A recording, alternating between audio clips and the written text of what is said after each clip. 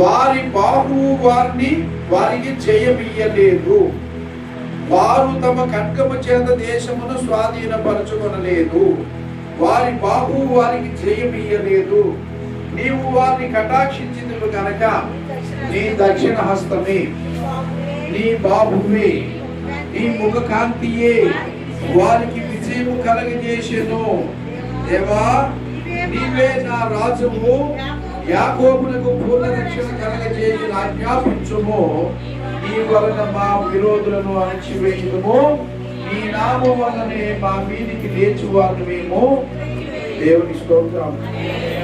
అంటే పూర్వకాల విషయాలు గుర్తు చేస్తున్నాడు. ఇశ్రాయేలు ప్రజలు వాళ్ళు కనాను దేశాన్ని స్వాధీనపరచుకోవడానికి వెళ్ళినప్పుడు మనుషుల బలము కాదది, దేవుని బలమని గుర్తు చేస్తున్నారు. మనం ఏదైనా ఒక కార్యం తలపెట్టినప్పుడు మనము మన బలాన్ని, మన విద్యని, మన యొక్క ఆయుధాలను నమ్ముకుంటే అది కుదరదు.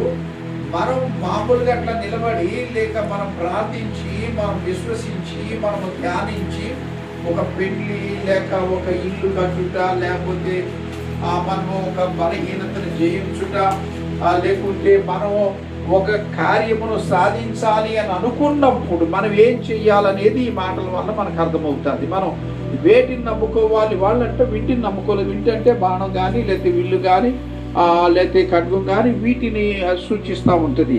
అలా వాటిని నమ్ముకుంటే వాటి ద్వారా విజయం వస్తే ఇక దేవుడితో పని వాళ్ళకి లేదు. కానీ మీ వింటే కానీ, మీ యొక్క విల్లు కానీ, లేక మీ ఖడ్గము కానీ వాటితో మీరు సాధించేది లేదు. మీరు ఊరకే నిలుచుండి చూస్తే మీ పక్షమున పోరాడి యుద్ధము చేసేవాడు నేను అని. అలాగే మనము కొంచెం విశ్వాసంలో, ఒక నమ్మకంలో ఉంటాం. ఏంటంటే మేము ఫలానా కార్యం చేయకూడుకున్నాం కనుక దేవుని సహాయం కలుగుట కొరకు మేము ముందుగా ప్రార్థన చేసి, ఇదిగో ఈ పనిలో మేము అడుగు పెడతామన్న ఉద్దేశంతో ఈ బిడ్డలు ఈ రాత్రి కాలం ప్రార్థన ఏర్పాటు చేసుకున్నట్టుగా నాకు అర్థమవుతాం.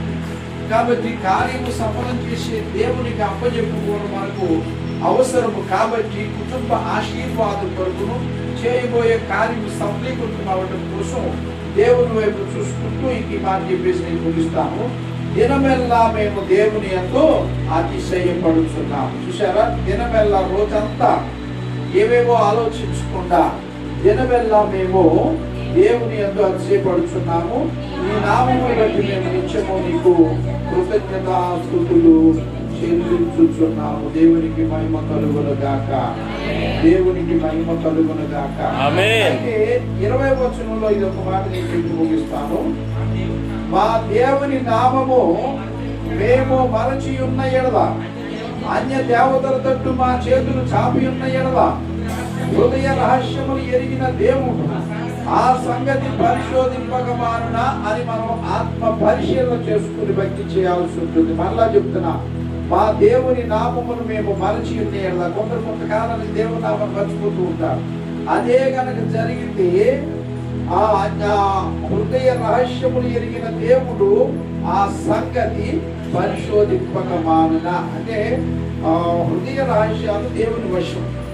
పాతాళములో అగాధపు భూమిని యెహోవా కనబడదు, అంతకంటే మరితేటగా నరుని హృదయం కనబడదు కదా అని అక్కడ చెప్తా ఉంది. ఎక్కువ అంశాలు నేను చెప్పబోట్లేదు.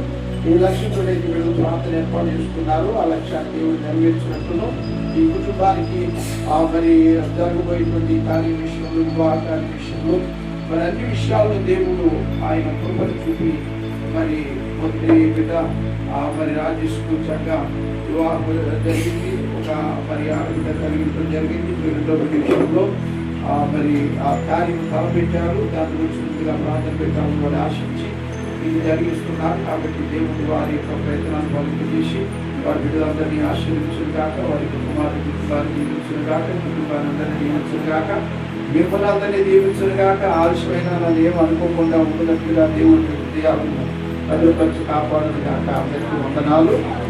దేవుని స్తోత్రం. అందరికీ వందనాలు. దేవుడు మిమ్మల్ని అందరికీ కాపాడును కాక. ప్రార్థన చేసి తెలుసుకుందాం. కుటుంబాలు మా తండ్రి ఎన్నో ఆములు ఆటంకాల మధ్య ప్రభువ ఎన్నో ప్రయాణమైనా ప్రతి బిడ్డలు ఎన్నో తండ్రి ఎంతో ఆశతో మీరు ప్రార్థన ఏర్పాటు చేసుకుని ఉన్నారు. మా నాయన పగలు కూడా నేను రావడానికి వీలు కాదు. ఈరోజు మరి రాత్రి వచ్చినప్పుడు వీళ్ళందరూ కలుసుకోవచ్చు, ప్రార్థించవచ్చని ఆశతో వచ్చిందాం. నాయనా మీ స్తోత్రం, నీ దయను బట్టి, నీ కృపను బట్టి మరి ప్రభు కొంచెం ఆలస్యమైన వేచి ఉండడానికి మీరు కృప దయచేశారు. నాయకుడు గారు గారిగా దర్శనం బట్టి ప్రార్థిస్తున్నాయినా నీ ప్రేమను బట్టి, నీ కృపను బట్టి నాయన నీవు బలపరచును, దీవించుకో, కాపాడు, సహాయం చేసి ఏర్పాటు చేయడం ప్రభావం బట్టి ప్రార్థన చేస్తున్నాం. ప్రతి కుటుంబానికి సంతోషమాధానం కలుగుగాక. అనుదినము మందిరంలో జరుగుతున్న ప్రార్థనలను ప్రభు విజయకరంగా జరుగునట్లుగా వీళ్ళందరూ సహకరించినట్లుగా నీ కృపను దయచేయమని, నీ కటాక్షం అనుగ్రహించమని యేసయ్య ఘననామములో ప్రార్థించి వేడుకుంటూ ఉన్నాం తండ్రి. మన తండ్రి అయిన దేవుని ప్రేమయు ప్రభువైన యేసుక్రీస్తు వారి కృప, పరిశుద్ధాత్మ దేవుని కరుణ సహవాసం సన్నిధి ఇప్పుడు ఎల్లప్పుడూ సదాత్మనే సంరక్షించునుగాక. ఆమేన్. ఆమేన్. అందరికీ వందనాలు.